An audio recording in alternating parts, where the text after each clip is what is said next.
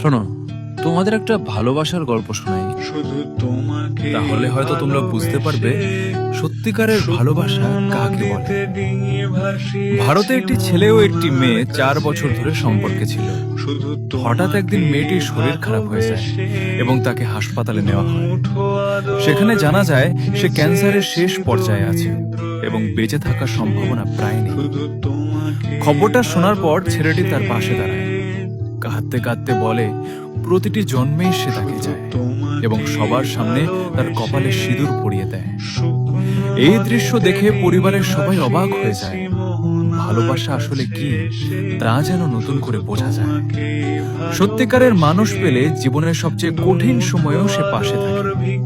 তাদের ভালোবাসা আজকের প্রজন্মের জন্য এক অনুপ্রেরণা। শুধু তোমাকে ভালোবেসে,